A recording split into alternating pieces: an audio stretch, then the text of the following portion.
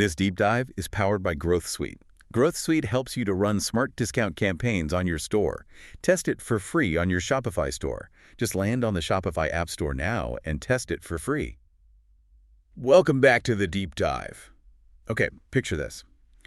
You land on an online store, and it feels like it actually gets you, not just selling stuff, but really understanding what you might want. Yeah, like the perfect products just sort of appear almost magically. Exactly. And today we're digging into how some Shopify stores are pulling that off. It's called hyper-personalization, and it's pretty next level. It really is. We're moving way beyond just, putting a customer's name in an email. Right. This is about crafting an experience that's so tailored, using real-time behavior and deep insights. It almost feels like the store is anticipating your needs. Predicting them, really. So to guide us through this, we're leaning on an article from the Conversion Bible. It's by Mohammed Tufik Yapan called Advanced Segmentation Tactics for Hyper-Personalization on Shopify.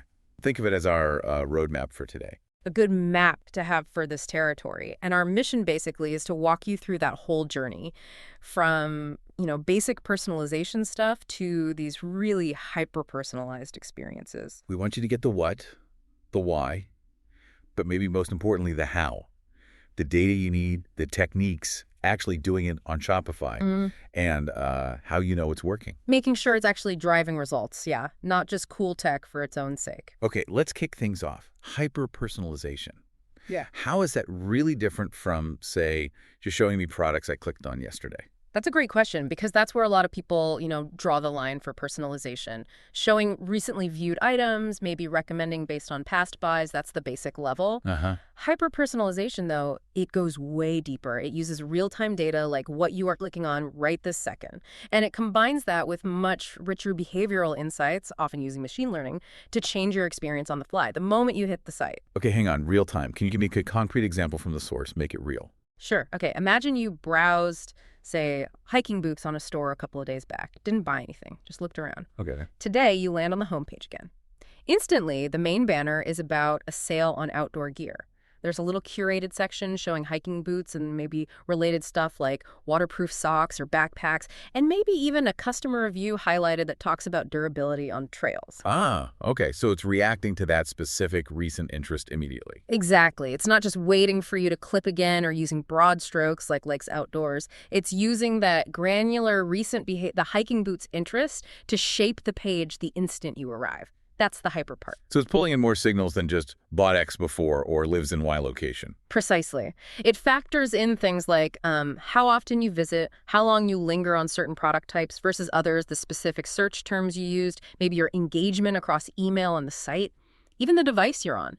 It's this richer tapestry of data points that allows for that super fine-tuned targeting, much more granular than basic demographic buckets. That sounds complex, right? Like a serious investment in time, maybe tech, resources. What's the actual business case? Why go to all that trouble? Well, the source really hammers this home. The payoff is significant. Stores doing this well see real lifts in conversion rates. They see higher average order values, AOV, and crucially, they see customers coming back to buy more often. Loyalty. Big time loyalty. In today's market, everyone's shouting for attention. Making a customer feel genuinely seen and understood, that's a massive competitive edge. It builds stickiness that generic experiences just can't. How do you track if that investment is paying off, though? Like specifically? You have to get granular with your metrics, too. Don't just look at the overall site conversion rate. You need to analyze things like revenue per visitor within those specific personalized segments. Track the repeat purchase rate for customers who actually saw those hyper-personalized campaigns versus those who didn't. Measure the ROI on the specific tools or efforts. Are those tailored recommendations actually outperforming the generic ones? There's got to be a psychology piece here, too, right? As a shopper, it must feel good when it works. Oh, absolutely. When it's done right, it feels incredibly helpful. Like the store gets you, suggesting the perfect charging cable for the gadget you just bought, or showing you new arrivals only in the style you always browse. It feels less like selling and more like, well, service. Right. It builds trust. The sweet spot is hitting that note of genuine usefulness, that, wow, this is exactly what I was looking for. But there's a line, right? You don't want to tip over into creepy. That's the critical balance, and the source is very clear on this. Balancing personalization with privacy is paramount. Being transparent about data use, keeping data secure, following regulations like GDPR or CCPA, these aren't just checkboxes, they're fundamental to trust. Okay. If a customer feels like you know too much, or the targeting feels intrusive or just plain weird, that trust evaporates instantly and the whole effort backfires. Okay, so the why is clear. Better conversions, higher AOV, more loyalty if you nail the execution and avoid the creepy factor. But this all hinges on data. What kind of data are we actually talking about, and how do you gather it effectively? Data is everything here. It's the absolute bedrock. Without good, rich, accurate data, hyper-personalization is just a nice idea. You need solid strategies for collecting it, integrating it, and making sure it's high quality. So where do you start collecting? First-party data is your goldmine. That's the information you collect directly from your customers. Like account signups, purchase history. Exactly. Registrations, past purchases, but also everything they do on your site, what they click on, how long they spend on pages, the search terms they use, what they add to the cart, what they remove, all that on-site behavioral stuff. And you layer more on top of that. Yes, you deepen it. Granular behavioral data, session frequency, engagement with specific product types, their path through the site. Then add contextual clues. Are they on a mobile device late at night? Or a desktop during work hours? Where are they geographically? Combine that with any demographic info they volunteer. It all paints a picture. Okay, but that sounds like data living in a bunch of different places. Website, email system, maybe ads. How do you connect the dots? That is often the biggest hurdle: data integration, unification. Yeah. You need to pull all those threads together to get that elusive single customer view. Single customer view. Heard that term. Right. It means connecting website behavior with email opens, social clicks, maybe even customer service chats or physical store visits if you have them. This is where tools like customer data platforms, CDPs, really shine.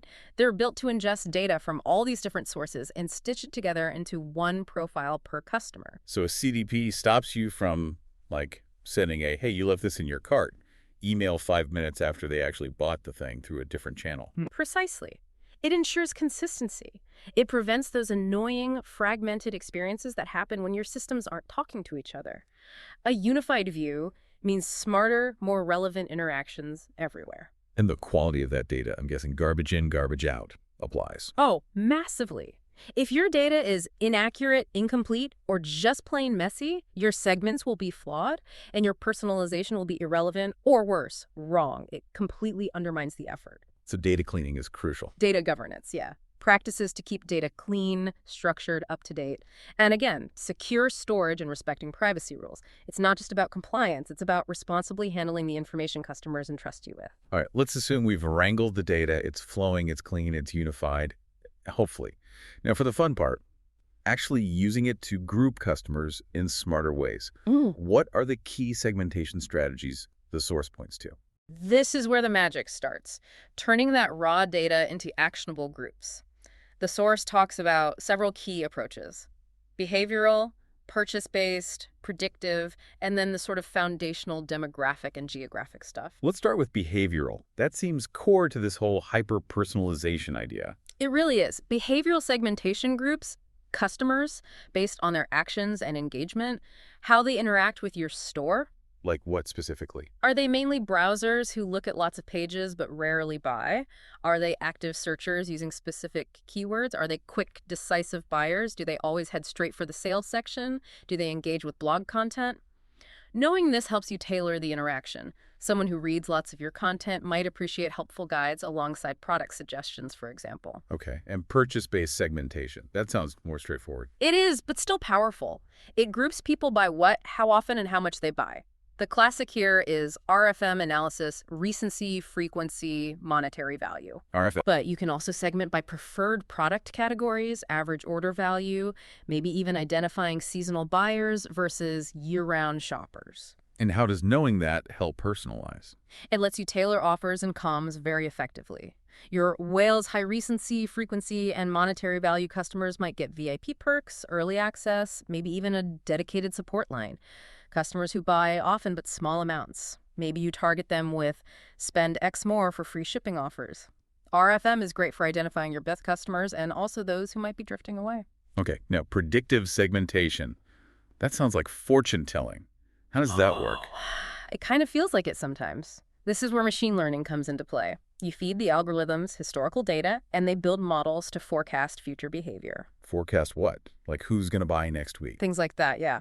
The source mentions predicting likelihood to purchase again soon, estimating future customer lifetime value, or even predicting the probability that a customer might churn, become inactive. Wow, so you can actually target people based on what they're likely to do, not just what they've done. Exactly. It allows for proactive personalization. If the model flags a customer segment as high potential value but likely to churn soon, you can trigger a targeted retention campaign before they disappear. If it identifies a segment as likely to buy high-end products, you can prioritize showing them premium items. It makes your efforts much more targeted and efficient. And the old standbys, demographic and geographic, still relevant. Absolutely. They provide essential context, maybe less dynamic, but still crucial. Adjusting product mixes, imagery, or even language based on location, climate, age, gender. It's fundamental relevance. Showing parkas to someone in Florida in July doesn't make sense, right? Basic stuff, but still a necessary layer. Okay, that's a powerful toolkit for understanding and grouping customers. Yeah. But how do you actually do this on Shopify? Does Shopify handle all this complex segmentation itself, or do you need external tools? Good question. You've got a range of options, really, depending on how deep you want to go and your technical comfort level. You can start with native Shopify tools, use third-party apps, or even go full custom development. What can you do right out of the box with Shopify? Shopify actually has a pretty decent customer segment editor built right into the admin. You can create segments using various criteria: purchase history, like spent over $500 or made 3+ orders. You can use behavioral triggers like abandoned checkout recently or subscribe to email marketing. You can filter by location and so on. And these segments update automatically. Yes, they do, Yeah. which is great. And you can then use these segments within Shopify itself, maybe for targeted email campaigns through Shopify Email, or you can connect them to Shopify Flow to automate actions, like tagging new VIP customers or sending them a specific welcome offer. It's a solid starting point, requires zero coding. But if you need more complex rules or data from outside Shopify, That's where third-party apps and platforms usually come in. There are specialized analytics tools, like some mentioned in the source, and customer data platforms, CDPs, built for e-commerce. These tools can often pull in data from many more sources: email platforms, ad networks, help desks unify it, and allow you to build much more intricate, multi-layered segments using and/or logic. Many also have AI features for predictive segmentation built in. so more power, more flexibility with apps. Any downsides? The main thing to watch is performance. Some apps add scripts to your storefront that can slow down page load times, so you always need to weigh the added functionality against the potential impact on user experience and conversion rates. Test carefully. And custom development is the final frontier. Pretty much. Eh. If you have really unique business logic, need to integrate very specific data sources, or want absolute control over the segmentation engine, then custom development using Shopify's APIs, or perhaps going with a headless commerce setup, offers the ultimate flexibility. But it's definitely the most complex and resource-intensive path. Performance optimization is critical here. Right. Makes sense. Okay, so we've got the data, we've segmented our customers. Now the moment of truth. How do we actually use these segments to change the experience for the shopper as they move through the site? Yeah, this is where the rubber meets the road. You need to personalize touchpoints all along the customer journey. Starting right at the front door of the homepage. Absolutely. The homepage is prime real estate. Based on the visitor segment, you can dynamically swap out the main hero banner show outdoor gear images to your hiking enthusiast segment, show new dress arrivals to your fashionista segment. Okay. You can tailor promotional messages, greet returning high-value customers by name, maybe even highlight products they viewed on their last visit right on the homepage. It's about making that first impression instantly feel relevant to them. What about helping them find products? Product discovery. Recommendation engines are key here, but not just generic ones. AI-powered engines that leverage your segment data are much more powerful. They can recommend products based on what similar people in that specific segment viewed or bought. Smarter recommendations. Exactly. And you can personalize category pages too. For a segment that always buys a certain brand, maybe you feature that brand more prominently on the relevant category page, or reorder products within a collection based on segment preferences. And drilling down even further onto the product page itself. Even there, you can personalize. Based on the segment, you might show different complete the look suggestions or related accessories. You could highlight customer reviews that speak to interests relevant to that segment, like reviews mentioning good for sensitive skin for your beauty segment focused on that. Maybe even dynamically adjust bundle offers. Wow. Okay, what about the cart and checkout? Can you personalize there too? You bet. Right before they pay, you can offer segment-specific upsells or cross-sells. Maybe for your bargain hunter segment, you highlight a small add-on item that gets them free shipping. For high AOV segments, maybe you subtly adjust the free shipping threshold to encourage adding just one more item. Huh. Even the post-purchase thank you page, don't waste it. Based on what they just bought and their segment, suggest relevant products for their next purchase. Keep the journey going. That covers the on-site experience really well. But, people interact with brands everywhere now. Email, social, SMS. How do you keep that personalized feeling going across channels? That's critical. Consistency is key. You don't want a super personalized website experience followed by a totally generic email. It breaks the spell. Email seems like a huge opportunity for this. One of the biggest. You can create entirely separate automated email flows triggered by segment membership or specific behaviors within a segment. Think nurture sequences for high potential prospects or win-back campaigns for at-risk customers. And personalize the content inside the emails too. Absolutely. Use dynamic content blocks to pull in product recommendations based on their browsing history or segment profile. Personalized subject lines emails with subject lines mentioning a recently viewed product category often have much higher open rates. You can even test different send times based on segment behavior. What about mobile channels, SMS or app notifications? Definitely. SMS is great for timely, targeted alerts, maybe a flash sale in a category a segment loves, or a back-in-stock notification. If you have a mobile app, push notifications can be highly personalized cart reminders, special offers based on past purchases, even location-based alerts if relevant and opted in. Again, relevance and timeliness driven by segment data. And tying it back to advertising, can you use these segments for social media ads? Oh, for sure. This is a major use case. You can upload your customer segments directly into platforms like Facebook, Instagram, Google Ads. Use them for hyper-targeted retargeting campaigns. Showing ads for the exact product someone looked at. Yes, but also broader campaigns targeting segments with creative that reflects their interests. And you can build lookalike audiences based on your best segments, finding new potential customers who share characteristics with your current VIPs. Dynamic creative ads can automatically pull in products or categories relevant to the specific user seeing the ad. Makes your ad spend work much harder. Okay, wow. This is a lot. It sounds incredibly powerful, but also like a significant ongoing commitment. How do you actually know if it's all worth it? How do you measure success? Measurement isn't optional, it's essential. You need a clear framework and you need to track things continuously. What are the go-to metrics? You look at the usual suspects: conversion rate, average order value, AOV, repeat purchase rate, but the key is to analyze these at the segment level. You need to compare how your personalized segments are performing against baseline or non-personalized control groups. So isolating the impact. Exactly. Yeah. Are the segments receiving personalized homepage banners converting better than those who see the generic one? Is the AOV higher for customers who get tailored recommendations?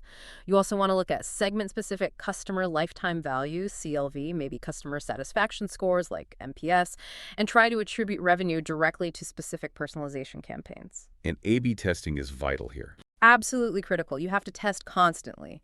A/B test different personalization tactics within segments. Test version A of a personalized offer versus version B. Test showing recommendations in different places. Test different email subject lines for the same segment.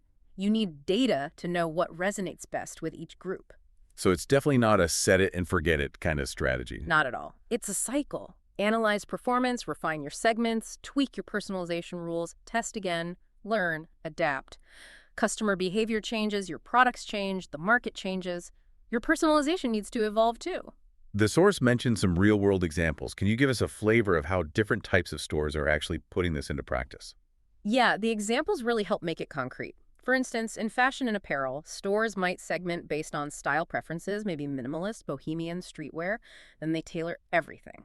the homepage visuals, the new arrivals section, even email lookbooks to match that specific style aesthetic. Okay, makes sense. What about, say, beauty and cosmetics? There, segmentation is often based on things like skin type, hair concerns, maybe desired outcomes like anti-aging or acne control. This allows them to recommend highly relevant product bundles, personalize skincare routine suggestions, or even tailor the contents of subscription boxes based on a detailed customer profile. Food and beverage. That could be based on dietary needs, vegan, gluten-free, keto, or maybe cooking habits or flavor preferences. They can show tailored recipes featuring their products, suggest specific items that fit the diet, or offer convenient reorder options for staples. Automated reminders for replenishment are big there too. And one more, home goods. Think style preferences, again, modern, farmhouse, industrial, or maybe based on life stage, new homeowner, renter, family with kids. This lets them suggest coordinating furniture sets, highlight decor that matches a stated style, or offer bundles relevant to, say, setting up a nursery. Personalized seasonal promotions based on local climate also work well here. Those examples really drive it home. Okay, looking ahead now, what's next in this space?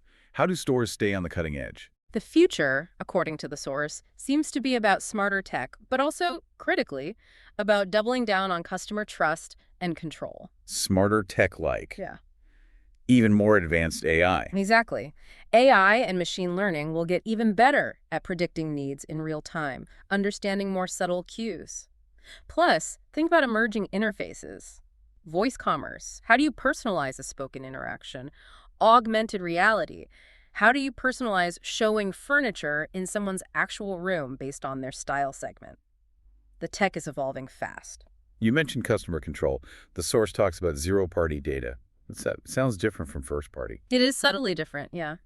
First-party data is collected through interactions. Zero-party data is information customers actively and intentionally share with you about their preferences, needs, and interests. Like filling out a quiz. Find your perfect coffee blend. Exactly like that. Or preference centers where they tick boxes about their interests. It's incredibly valuable because it's explicit, accurate, and given willingly. It builds trust because the customer is in the driver's seat telling you what they want you to know.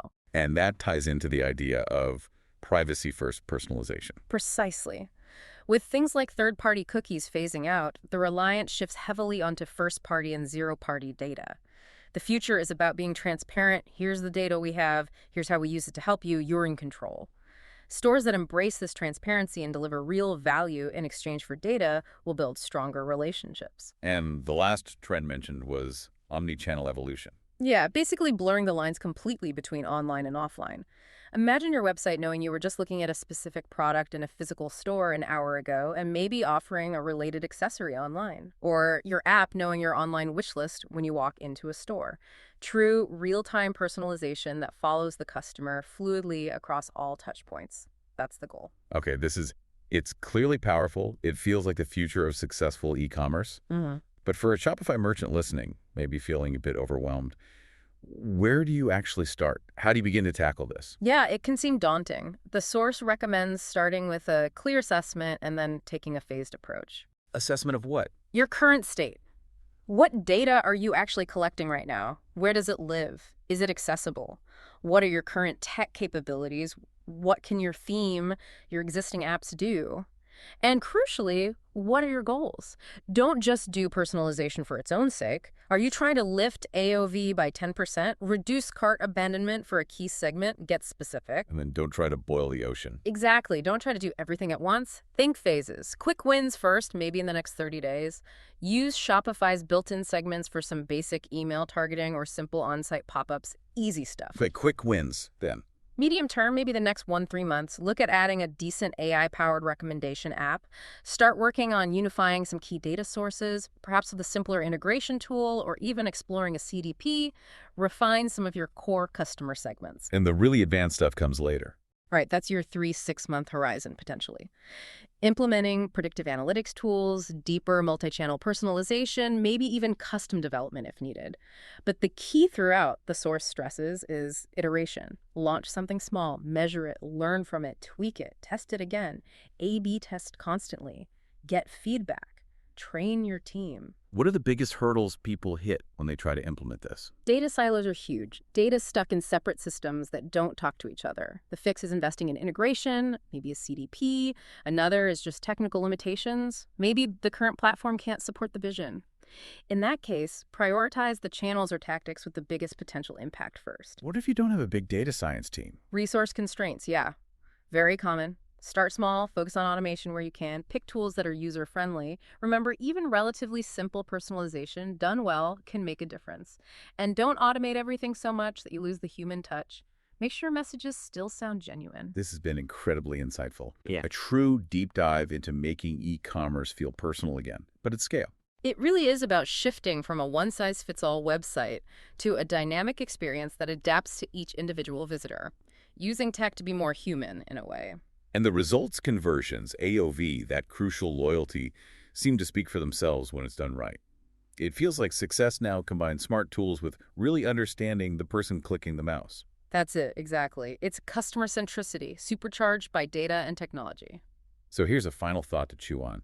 As AI gets smarter and we rely more on zero-party data that customers willingly give us, what new ethical lines do we need to think about? How do we ensure personalization stays genuinely helpful and doesn't cross into feeling prescriptive or even manipulative down the road?